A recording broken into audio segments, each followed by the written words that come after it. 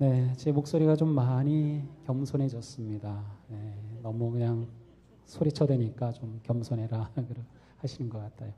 전신 마취를 하고 나면 이 목소리가 안 나오는 사람도 있다고 하네요. 좀 몰랐는데 그래서 그 말 들으니까 또 이렇게 나오는 게 굉장히 감사한 일이에요. 저는 그래도 알아들을 수 있죠. 네, 그래서 조금 주목사 그 톤이 좀 나오긴 하죠. 네. 이 정도 나오는 게 얼마나 감사한지. 그래서 그 얘기 듣고 그렇구나. 자칫했으면은 뭐 그게 한 거의 6개월 이상도 간답니다. 네. 말을 할 수 있는 거 보니까 하나님께서 오늘 말씀을 주시려고 이렇게 좋은 그런 기회를 주신 것 같습니다. 요즘을 살아가는 우리 모두에게 있어서 사실 돈만큼 우리 마음을 좌지우지하는 것은 없습니다. 가만 보면 모든 게 다 돈하고 연결이 됩니다. 참 민감한 주제이기도 하고요. 또 돈에 관해 또 설교까지 한다고 하는 것은 굉장히 부담스러운 주제이기도 합니다. 그러나 제가 오늘 이 재물에 관해 설교하는 것은 여러분들로 하여금 2014년도에 올해보다 배로 헌금을 하도록 하는 것이 목적이 아닙니다. 일단은 긴장을 푸시기 바랍니다. 그게 목적이라고 하면 저는 헌금 후에 받게 될 엄청난 복에 관한 간증과 예화와 온갖 것들을 다 말하고 나면 하지 말라고 해도 할 겁니다. 또 그렇게 헌금하도록 만드는 탁월한 부흥사들이 있기 때문에 그런 분을 저보고 한번 초대해 보라고 권유도 몇 번 받았습니다. 올해도 우리 교인이 아니라 제 친구 목사가 야 그분 초대 한번 해봐. 헌금 엄청 나와. 근데 저는 헌금 많이 나오게 하는 게 부흥회나 설교의 목적이 아니니까 나는 그럴 필요 없다. 또 우리 교회 성도님들이 얼마나 헌금을 잘하는데 하고 제가 딱 거절했습니다. 대단한 분이더라고요. 그 얘기 들어보니까. 아마 여러분 그분 모셔다가 설교 드리면 이 자리에서 있는 거 다 크레딧 카드까지 저에게 다 줄 거래요. 근데 그거는 바람직한 것 같지 않아요. 또한 오늘 말씀을 통해 저는 여러분들이 얼마나 헌금 생활을 잘 하셨는지 격려받기를 원합니다. 우리 교회 성도님들이 주일 낮 집회 950에서 1000명 정도입니다.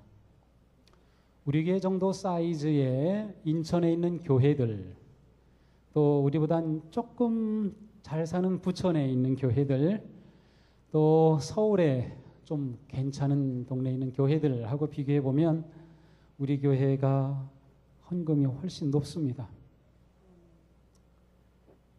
이거는 객관적으로 우리 동수교회 성도님들이 헌금 생활을 잘 한다고 하는 것을 말해주는 겁니다. 그래서 저는 친구 목사님들을 만나든지 다른 목사님들을 만나든지 이런 헌금 얘기가 나오면 아주 뿌듯합니다. 나는 우리 교회 동수교회는 내가 굳이 뭐 강조하거나 이렇게 하지 않아도 헌금들 정말 열심히 한다. 그러면은 저를 좀 부러워하죠. 어떻게 그렇게 될까?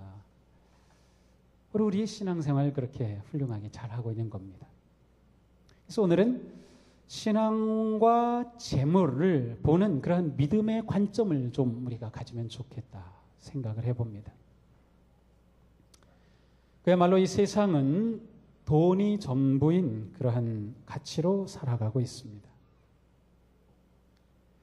성경에 보면 재물에 관해 많은 말씀들이 있어요. 그 말씀들을 다 본다고 하면 재물이 무조건 악한 것이라거나 무조건 가난해야 한다거나 하나님을 믿으면 다 부자가 된다거나 그런 말씀이 없어요. 실제로 성경에 나온 인물들을 보면 하나님을 잘 믿은 사람들 가운데는 엄청난 부자도 있었습니다. 아주 최고의 지위에 올라간 사람도 있었습니다.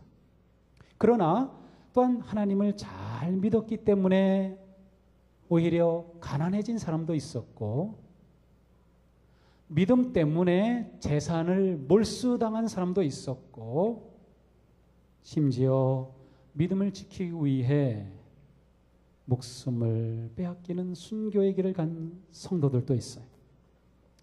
그러니까 재물 자체가 내 믿음이 좋다 나쁘다, 하나님이 이 사람 복 주셨다 안 주셨다 라고 하는 판단의 기준이 될 수 없다는 거예요. 재물을 판단의 기준으로 삼으면 우리는 어떻게 해서든 재물을 모아야만 합니다.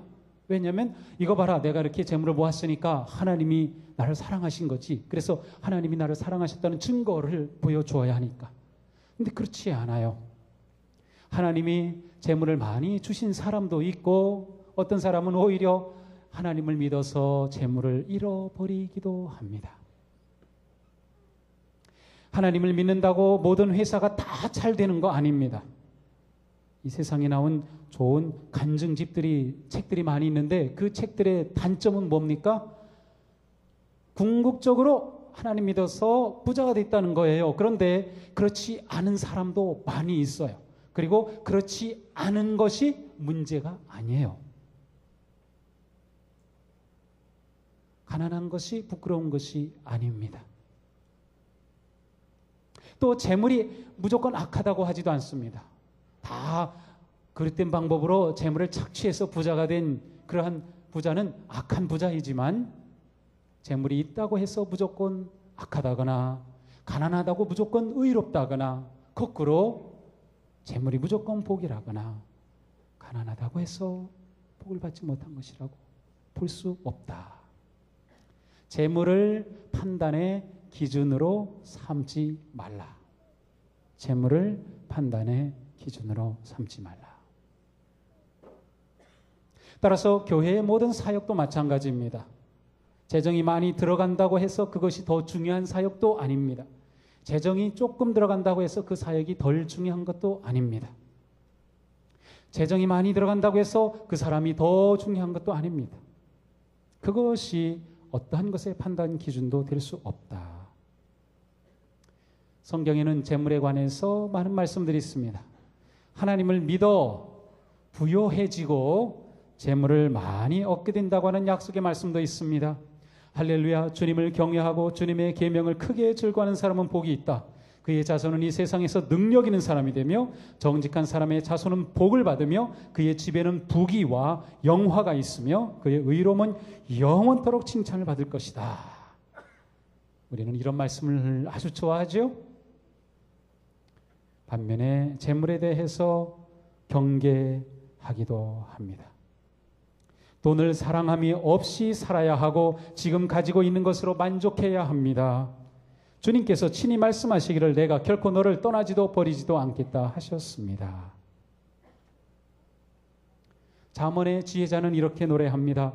제가 배가 불러 주님을 부인하면서 주가 누구냐 하고 말하지 않게 하시고, 제가 가난해서 도둑질을 하거나 하나님의 이름을 욕되게 하거나 하지 않도록 하여 주옵소서. 사도 바울은 디모데에게 이렇게 교훈합니다. 자족할 줄 아는 사람에게 경건이 큰 이득을 줍니다. 우리는 아무것도 세상에 가지고 오지 않았으므로 아무것도 가지고 떠나갈 수 없습니다. 우리는 먹을 것과 입을 것이 있으면 그것으로 만족해야 할 것입니다. 그러므로 재물의 많고 적음의 문제의 핵심이 아닙니다. 많을 수도 있고 적을 수도 있어요. 많으면 많은 대로, 부유하면 부유한 대로, 부족하면 부족한 대로, 가난하면 가난한 대로 그 삶 속에서 자족할 줄 아는 삶이 사실은 더 중요합니다. 만약 재물이 있어야만 행복하다고 하면 재물이 떠나갈 때는 계속 불행할 수밖에 없는 겁니다. 근데 하나님이 우리를 그렇게 만드셨을까요? 만약 하나님께서 우리를 재물에 따라 행복하고 불행한 존재로 만드셨다고 하면 우리에게 무조건 재물을 주시기만 할 겁니다. 그래야 복된 존재가 되니까. 그렇지 않아요. 우리는 부자여도 행복할 수 있고 가난해도 행복할 수 있어요. 그런데 어떤 사람은 부자이기 때문에 불행한 사람도 있어요. 또 가난해서 불행한 사람도 있어요. 이 세상에 잘못된 만연하고 있는 생각은 재물을 사랑하라는 것입니다. 재물을 사랑해라. 재물 자체는 좋고 나쁘고가 아닙니다. 재물은 좋을 수도 있고 나쁠 수도 있어요. 그런데 세상은 무조건 재물을 사랑하라는 가치를 가지고 있습니다. 또한 세상은 돈이면 다 된다라고 말합니다. 돈이면 다 된다. 정말 그런가요? 우리 가운데도 그렇지 않아요? 라고 생각하는 분이 있을 것 같아요. 저도 한편으로는 돈이면 다 되지 않을까라는 생각이 조금 들으려고 하는 부분도 있긴 해요. 그런데 정말 그런가요? 돈으로 다 될까요? 세 번째, 돈이 복이다. 돈과 복을 똑같이 보는 겁니다. 이 세상의 가치는. 네 번째로는 따라서 재물이 복이고 재물을 사랑하기 때문에 이 세상에는 모든 것을 다 내 것으로 만들고 싶어 합니다. 어떻게 해서든 내 것으로 만들려고 하는 게 세상의 가치입니다. 자, 이러한 세상에서 우리가 믿음으로 살아간다고 할 때 우리의 믿음은 어떠해야 할까요? 돈을 사랑하라에 대해 우리는 no라고 말할 수 있어야 합니다. 돈은 결코 사랑의 대상이 아닙니다. 하나님께서 우리에게 사랑하라고 명령하신 그 대상은 크게 두 가지입니다. 하나는 하나님을 사랑하라. 하나는 이웃을 사랑하라. 재물은 사랑의 대상이 아니다. 재물은 뭘까요? 사용할 대상입니다. 무엇을 위해? 사랑의 대상을 위해 사용하는 게 재물입니다. 그런데 이게 세상은 거꾸로 되어 있는 겁니다. 재물을 사랑하기 때문에 사랑해야 될 하나님을 이용해서 부자가 되려고 하는 거고요. 재물을 사랑하기 때문에 사람을 이용해서 돈을 벌려고 하는 겁니다. 그래서 사기치고 불의를 행하고 부정하고 그게 다 재물을 사랑하기 때문에 오는 거죠. 우리나라의 관리들이 하는 짓이라고 하는 게 뭡니까? 그 자리에 앉아가지고 그냥 어떻게 해서든 돈을 먹으려고 하는 거 아니에요. 원전 비리 같은 거, 그런 비리들이 계속 터지죠.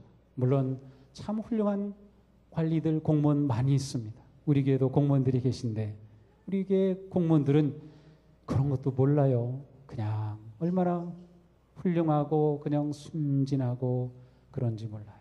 다 그런 분들만 좀 같으면 좋을 텐데 돈을 사랑하면 아무것도 눈에 안 보이는 겁니다. 그래서 사람을 이용하고 하나님까지 이용합니다. 세상의 가치가 그렇게 만드는 거죠. 돈이면 다 된다. 그럴까요? 돈이면 다 되나요? 진정으로 우리 삶에 필요한 것은 무엇일까요? 제가 어제 저녁에 미국에 있을 때 캠브리지 교회에서 제가 4년 동안 청년 목사로 있었는데 그때 거기를 거쳐간 우리 청년들이 이제는 다 한국 와서 사장도 되고 교수가 제일 많아요. 또 전문가 되고 막 그래서 엄청나더라고요. 그 연예 쪽으로도 엄청납니다. 요번에 뭐죠?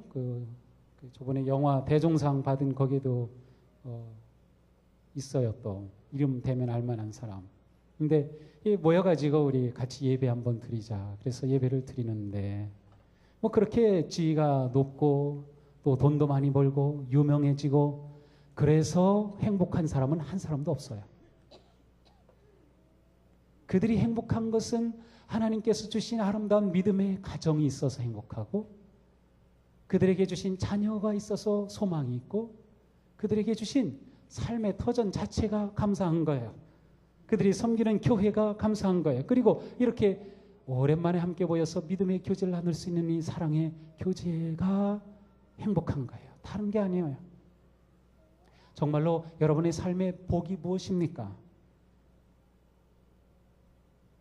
가정의 평안함과 화목함이 아닌가요? 돈만 많으면 그게 복일 것 같은가요? 아니에요. 정말 우리 인생의 중요한 것들은 돈으로 얻을 수 있는 것이 아니에요. 그럼 어떻게 얻나요? 그것은 하나님이 은혜로 주시는 거다. 그리스도인에게 복은 내가 하나님의 자녀가 되었다는 이 사실에 있습니다. 예수 그리스도가 나를 위해 십자가에 죽으셔서 나를 구원하신, 그리고 내 삶의 주가 되셨다고 하는 그 사실이 우리가 복된 존재를 말해주는 겁니다. 다른 게 복이 아닙니다.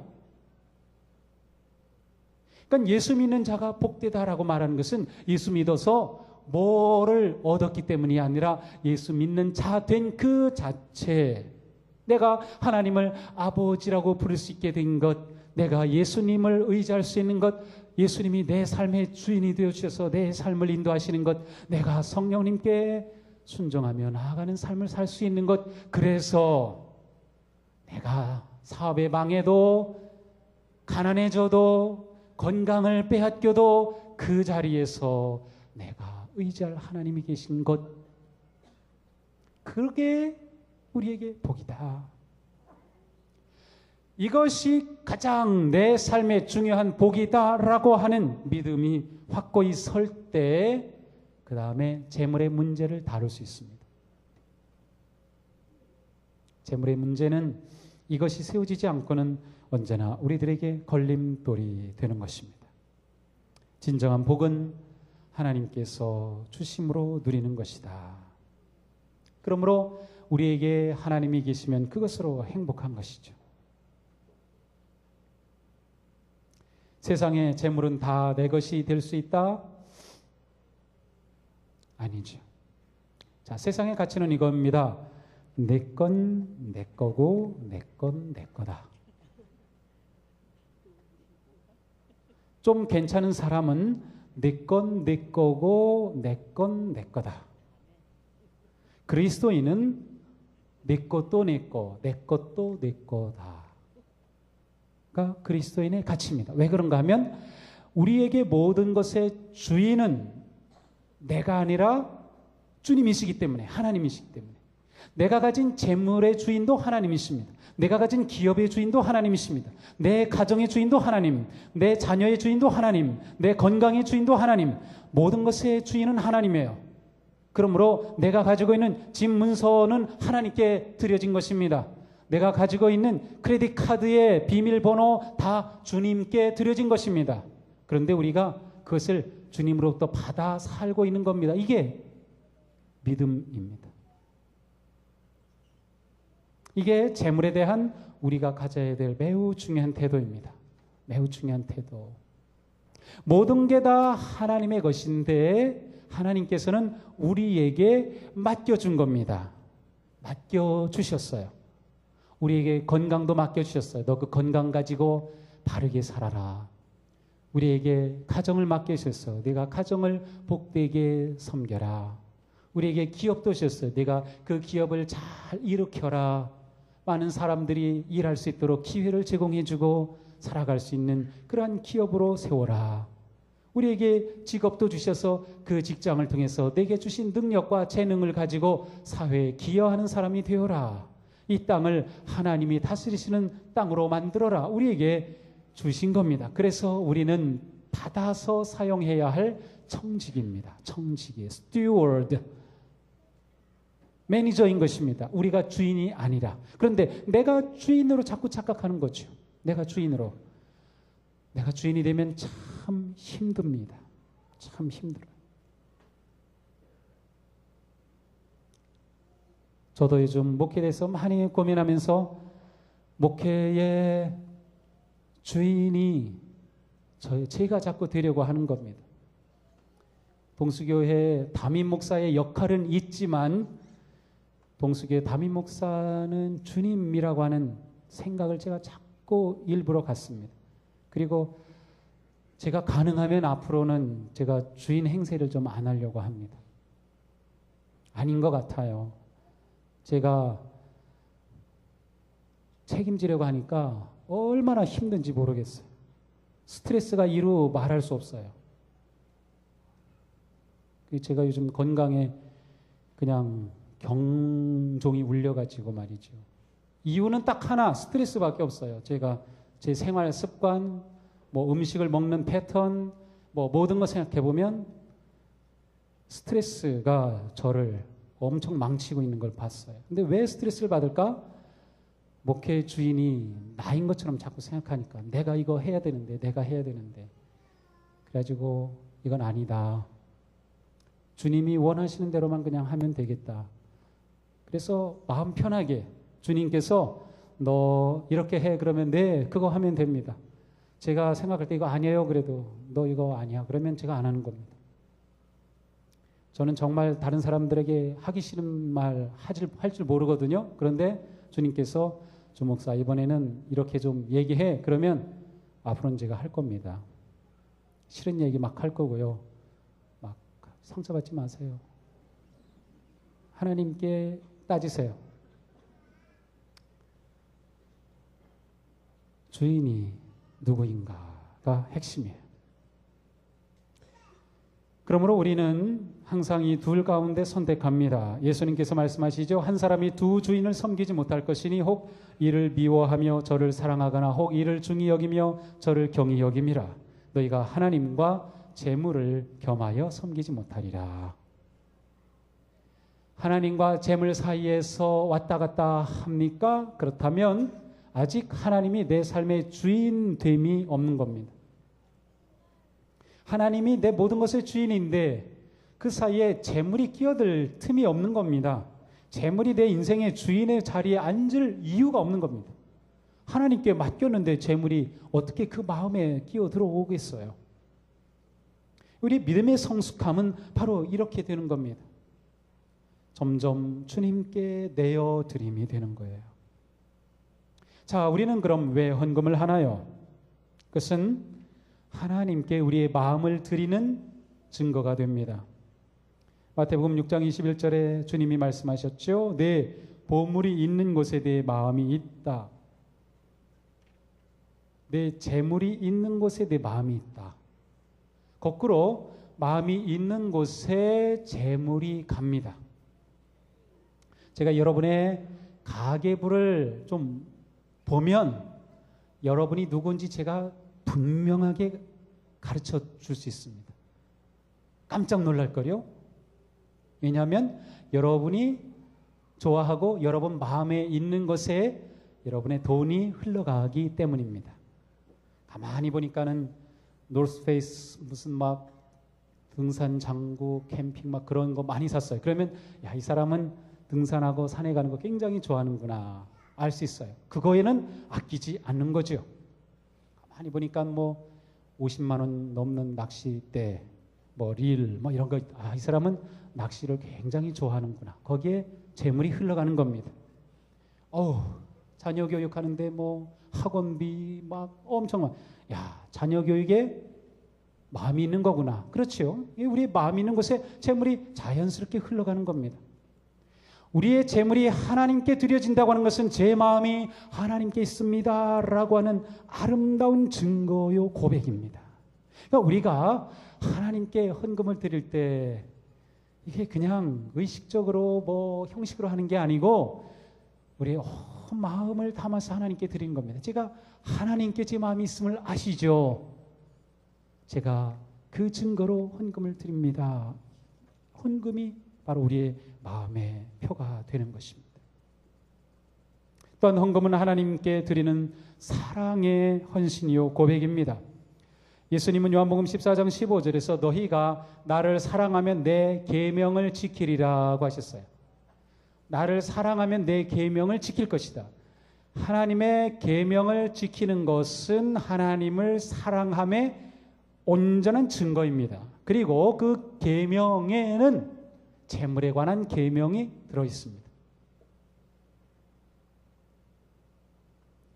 예수님은 바리새인들을 책망하시면서 말씀하시죠. 너희가 박하와 회향과 근체 11조를 들이되 율법에 더 중한 바 의와 인과 신은 저버렸도다. 그러나 이것도 행하고 저것도 버리지 말아라. 너희들이 11조를 한다고 하면서도 실제 삶은 엉망이구나 라고 책망하시면서 그러나 너희가 바로 살아야 된다. 지금 드리는 11조도 계속하지만 너의 삶이 또한 하나님 앞에 바르게 드려져야 된다라고 말씀하셔요. 예수님은 이 11조를 부정하신 분이 아니에요. 그래서 어떤 분들은 신약에 11조가 뭐 있냐? 구약에 있는 율법인데 왜 우리가 구약의 율법을 지키냐라고 하는데 아닙니다. 그것은 하나님을 사랑함의 증거가 바로 11조가 되는 것입니다. 11조 얘기를 하면 좀 우리는 약간 이렇게 움츠러듭니다. 왜냐하면 11조라고 하는 게 엄청 큰 거거든요. 세금을 1% 올린다 그래도 막 난리 치는데 말이죠. 11조라고 하는 10%라고 하는 것은 엄청난 겁니다. 그래서 많은 분들이 이 11조만 없으면 신앙생활 열심히 하겠다고 말합니다. 이 11조만 없으면 좋은데 막 그럽니다. 그런데 믿음이 조금 이렇게 깊어지면 그게 아닌 걸 알 수 있어요. 자, 다시 돌아갑니다. 우리의 모든 것은 누구의 것? 하나님의 것. 내 재물도 누구의 것? 하나님의 것. 내 것이 아니에요. 하나님이 우리에게 주셨고 그리고 내가 너에게 줬지. 그 중에 10%를 나에게 되돌려라. 나에게 되돌려라. 사실 우리가 헌금하면서 드리는 11조는 하나님께 드리는 것이 아니라 하나님께 되돌려 드리는 것입니다. 내가 하나님께 드리는 것으로 착각하지 마세요. 아닙니다. 하나님께 되돌려 드리는 겁니다. 되돌려 드리는 것. 이미 하나님의 것이었던 것을 드릴 것입니다. 그것이기 때문에 우리가 그것 가지고 자랑할 것도 없어요. 아무것도 아니에요. 또 다시 다른 관점에서 본다면 우리의 삶은 하나님이 함께 하시고 인도하시고 이끄시는 삶이에요. 그래서 우리의 삶은 하나님과 함께하는 삶입니다. 그래서 우리는 개업을 할 때도 목사님을 모셔서 개업 예배를 드리면서 하나님, 이 기업이 하나님의 기업 되기 원합니다. 그렇게 하고 시작을 합니다. 이사를 해서 입주했어도 집에 교회표를 붙이면서 이것이 하나님의 가정 되기를 원합니다. 그러한 예배도 드립니다. 얼마나 좋습니까? 이미 하나님의 것임을 우리가 고백하는 거 아니에요? 하나님과 함께하는 거죠. 하나님과 우리가 세상 말로 말하면 동업을 하는 겁니다. 그런데 거기에 90%를 우리에게 주신다는 겁니다. 하나님은 그냥 10%만 가지겠다는 거예요. 동업하면 보통 5대5로 하든지 6대4, 7대3 그 정도 하나 모르겠어요. 그런데 하나님께서는 9대1로 우리에게 엄청 많이 주시는 거거든요. 내가 사는 삶, 나와 함께하는 삶이다. 너와 내가 내 인생을 같이 경영하고 있다. 내 가정을 같이 경영하고 있다. 그런데 우리 9대1로 나누자. 너에게 9를 줄게. 11조는 아까운 것도 아니고 자랑할 것도 아닙니다. 이것은 하나님 앞에 살아가는 인생 경영의 자연스러운 겁니다. 물론 11조가 부담스럽습니다. 그래서 11조를 현재 못하고 계신 분들은 저 설교 듣고 이거 11조를 해야 되나 말아야 되나 고민이 될 수도 있습니다. 제가 제안하는 것은 첫 번부터 10% 11조 하기 어려우신 분들은 조금씩 여러분의 마음을 한번 담아보세요. 그래서 제가 11조를 안 했는데 2014년부터는 11조를 해보겠습니다. 제가 믿음이 좀 부족한데 제가 2014년도에는 1%를 11조로 드리겠습니다. 온전하지는 않지만 제가 하나님 앞에 재정 훈련을 하겠습니다. 라고 그렇게 작정하고 드려도 안 하는 것보다 괜찮습니다. 그 다음에 2%, 그 다음에 3%. 10의 1이 아니라 10의 2, 10의 3, 10의 4를 하는 분도 있습니다. 10의 1은 하나님의 것이지만 그 이후의 것은 하나님께 드리는 진정한 헌물인 것이죠. 자, 그러므로 11조는 믿음의 문제다라고 하는 겁니다. 그리고 더 중요한 건 내가 하나님을 정말 신뢰하는가. 왜냐하면 이것이 없어져도 하나님께서 내 인생을 책임져 주실 것을 내가 믿는가. 이것이 내 주머니에서 나가도 하나님이 채워주실 것을 믿는가. 믿음이 있다면 하는 것이죠. 오늘 말씀은 헌금을 할 때 가지고 있어야 될 중요한 태도를 말씀해 줍니다. 마음에 정한 대로 해라. 헌금하기 전에 마음에 정하는구나. 그렇죠. 그러니까 오늘 우리가 작정하는 것은 마음에 정하는 것입니다. 2014년을 위해 우리가 이렇게 헌금하겠습니다. 마음을 정하는 겁니다. 마음에 정하지 않으면 즉흥적입니다. 즉흥적이면 정성이 들어가기가 어렵습니다. 그리고 남은 것을 드리게 됩니다. 11조는 내게 수입이 생겼을 때 거기에서 딱 먼저 하나님의 것을 구분하는 것이 가장 좋습니다. 내 은행 구좌에 딱 입금되었을 때 문자가 딱 뜨면 얼마 입금이구나, 얼마구나 딱 해서 그 다음 주일에 먼저 계산하는 거죠. 근데 내가 쓸 거 할 거 다 하고 나서 남은 거 가지고 하려고 하면 그것은 하나님께 우리의 드림에 있어 정성의 문제예요. 액수가 같아도 마음은 분명히 다른 겁니다. 또 우리가 주일에 헌금을 많이 하는데 가끔 이제 재무부에서 계수하면서 보면 이게 막 구겨진 그러한 지폐들이 있어요. 그거 피는 것도 일인데요. 뭐 피는 게 일이라서 얘기가 아니라 하나님께 드리는 것을 그렇게 드릴 수는 없어요. 그냥 멀쩡한 지폐 이렇게 잘 놓으면 되는데 왜 이렇게 구겨서 놓죠? 모르겠네요. 누가 볼까봐 액수가 1,000원이면 어떻습니까? 5,000원이면 어떻고 괜찮아요. 액수를 하나님이 보시나요? 아닙니다. 우리의 마음을 보셔요. 구겨놓지 마세요. 어른들께 뭐 용돈을 드리거나 또 뭐 이렇게 할 때 구겨서 드립니까? 그런 사람 하나도 없잖아요. 근데 하나님께 드리는 헌금을 그렇게 드릴 수 없어요. 물론 뭐 주머니에 있는 것 자체가 처음에부터 구겨져 있어서 그런 건 어쩔 수 없지만, 그래서 헌금 봉투를 사용하는 겁니다. 헌금 봉투에 정성스럽게 넣어서 쫙 성경책 사이에 껴가지고 딱 가지고 와서 막 헌금하면 그 마음이 얼마나 좋아요. 미리 하는 헌금은 기도하면서 준비합니다. 헌금하실 때 어떻게 헌금하나요? 그냥 교회 올 때 헌금 봉투 막 타서 넣어서 막 그렇게 오나요?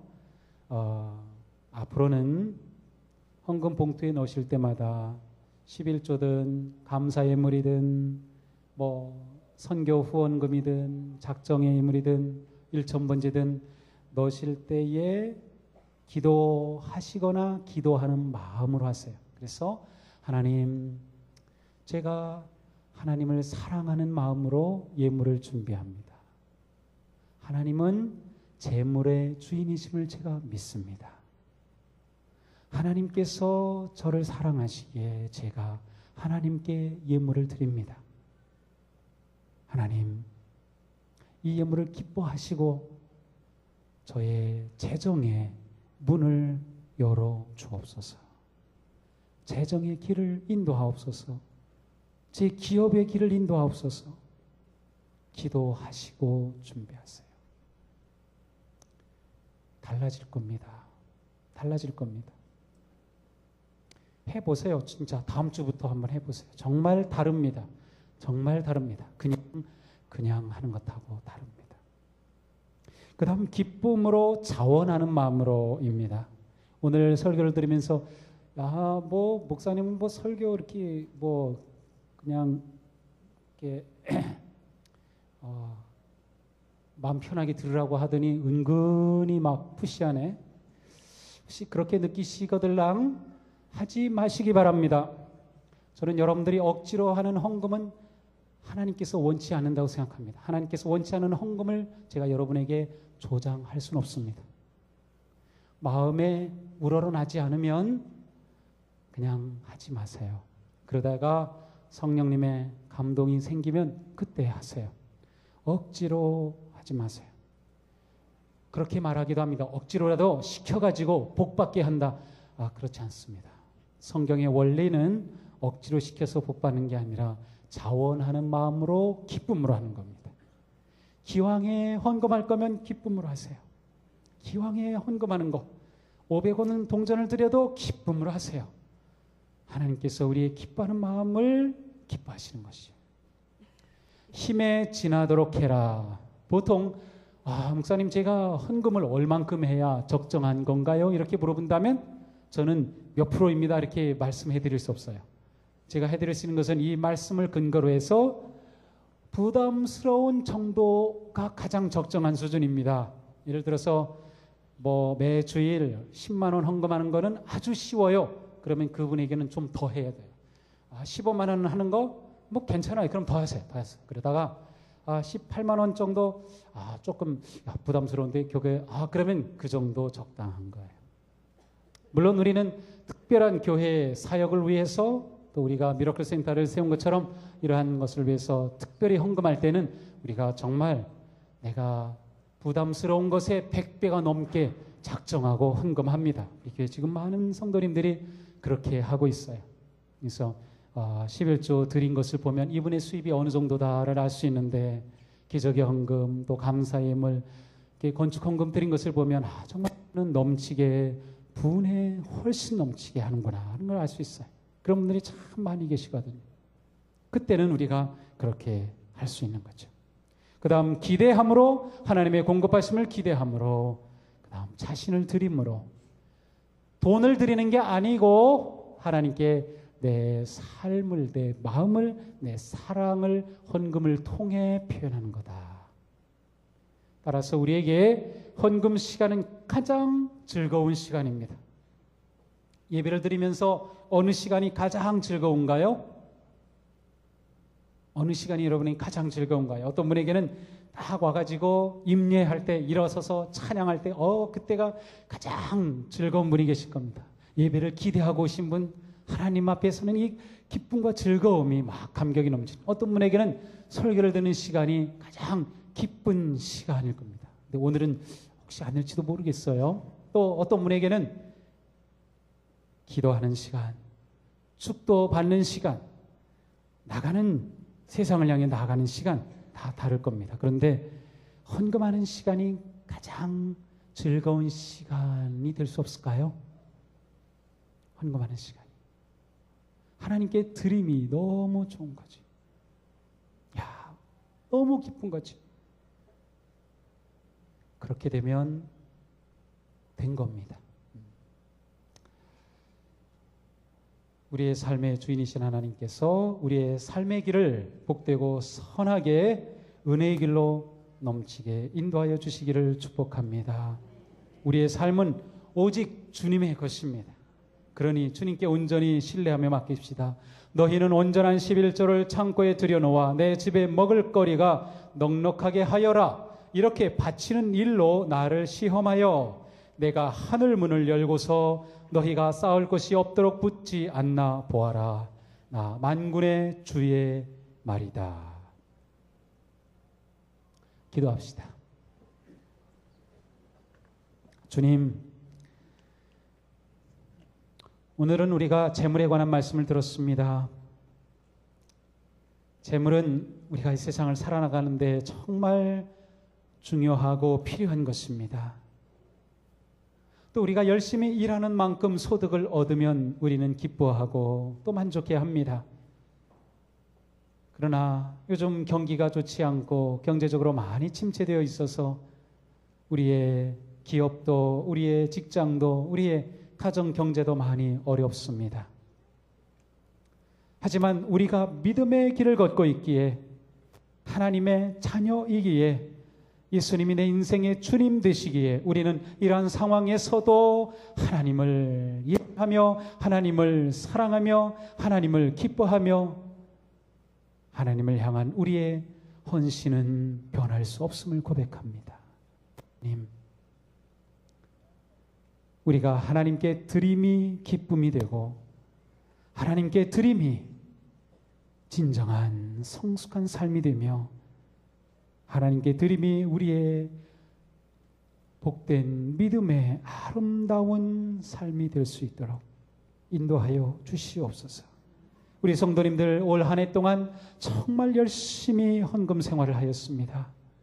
주님께서 이 아름다운 믿음의 생활, 헌금 생활을 기뻐하심으로 가정마다 채우시고 약속하신 것처럼 부어주시는 복된 삶이 되게 하여 주시옵소서.